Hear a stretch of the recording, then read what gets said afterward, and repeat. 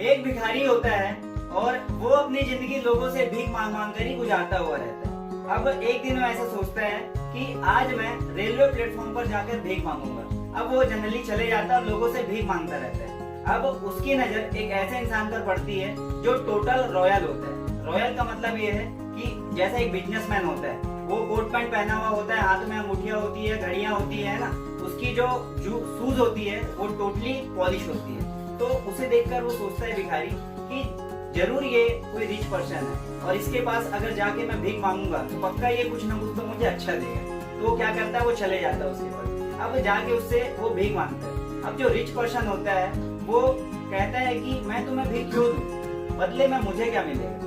तो वो जो भिखारी होता है वो कहता है कि साहब मैं तो भिखारी हूँ, भीख मांगना मेरा काम है, मैं भला आपको क्या दे सकता हूँ। तो जो रिच पर्सन होता है वो बोलता है कि मैं भिखारी क्या करता है क्या नहीं करता ये तो मुझे नहीं पता, लेकिन मैं एज अ बिजनेसमैन हूँ, मुझे सिर्फ बिजनेस आता है। मैं अगर किसी को कुछ ना कुछ देता हूँ तो बदले में कुछ ना कुछ लेता हूँ। अगर तुम्हारे पास अगर कोई ऐसी चीज हो जाए बदले में मुझे देने के लिए, तब मेरे पास आई हो।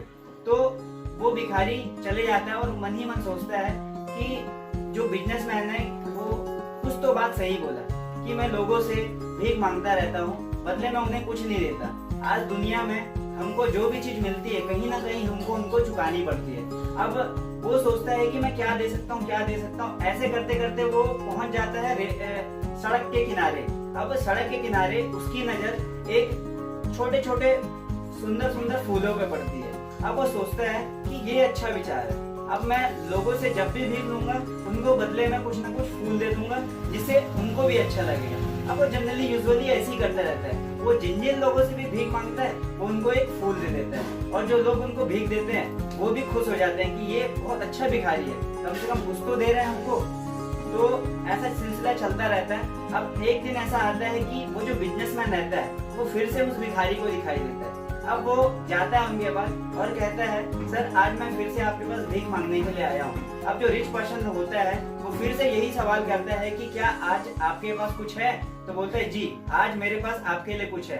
तो जो रिच पर्सन होता है वो बड़ा खुश हो जाता है। वो सोचता है कि चाहे ये मुझे कुछ भी चीज दे लेकिन आज ये मुझे कुछ ना कुछ दे रहा है। तो जो भिखारी होता है वो भीख मांगता है और रिच पर्सन उसे कुछ ना कुछ अपनी खुशी से दे देता है। अब जो भिखारी है वो बदले में उन्हें बहुत सुंदर फूल दे देता है। अब रिच पर्सन बहुत खुश हो जाता है और उससे एक बात बोलते हैं कि यही बिजनेस है। जब हम किसी से कुछ ना कुछ पैसे लेते हैं तो हमें उन्हें कुछ ना कुछ देना पड़ता है, तो यही बिजनेस है। तो बिजनेसमैन जो होता है वो तो वहां से निकल जाता है, लेकिन जो भिखारी होता है वो धीरे धीरे यही करते करते करते करते उसे भी समझ में आ जाता है कि अब मुझे भीख नहीं मांगना है, मुझे बिजनेस करना है। तो ये सिलसिला जो होता है वो चलते रहता है कि समय की घड़ियां चलते रहती है और कुछ साल बीत जाते हैं। अब कुछ साल बीतने के बाद वही रेलवे प्लेटफॉर्म पर दो इंसान मिलते हैं और उनमें से एक बिजनेसमैन दूसरे बिजनेसमैन से कहता है क्या आपने मुझे पहचाना।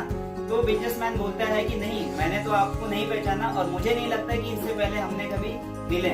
तो वो जो रिच पर्सन होता है वो जो बिजनेसमैन होता है वो बोलता है ये हमारी तीसरी मीटिंग है। आपने मुझे बिजनेस करना सिखाया था, मैं एक भिखारी था और आपके एक छोटे से नजरिए से एक छोटे से सुझाव से आज मेरी बहुत बड़ी फूलों की शॉप है और मैं इस शहर का सबसे बड़ा फूलों का बिजनेस करता हूँ। तो इस कहानी से आपको ये सीख मिलती है कि हमें कभी भी किसी इंसान की टेम्परेरी हेल्प नहीं करनी चाहिए। हमको कुछ ऐसा नजरिया, हमको एक ऐसा सोच देना चाहिए कि वो इंसान अपनी लाइफ में बहुत आगे